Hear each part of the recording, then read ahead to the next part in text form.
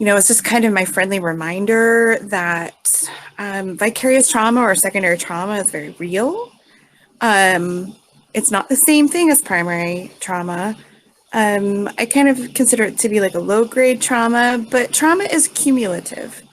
And so it builds up over time, and every time you're exposed, it just increases the likelihood that you're going to experience traumatic stress or toxic stress. And so, I really encourage folks to practice some really good self-care. And it almost sounds silly to say this because obviously the majority of us are not, living in a war zone right now. But it's really, for those of you who want to bear witness, for those of you who want to be of assistance, we have to keep our helpers well.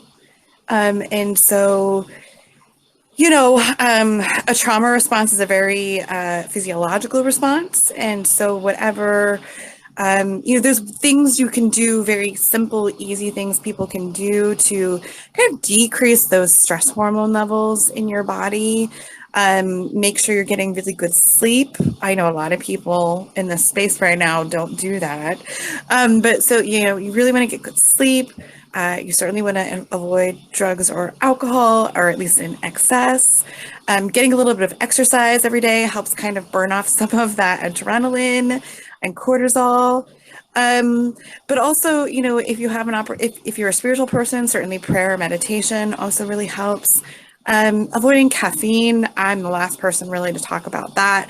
But just make sure that you're practicing good self-care. And we are privileged and blessed that we can look away, that we can pace and space our exposure. And, I think some of us are propelled by our feelings of guilt that that's not appropriate to do. But I'm urging all of you to learn your limits, to respect your needs in this process as well. That is not in any way disrespectful to the people who are suffering, because they need us. They need us to be healthy, and they need us to be well.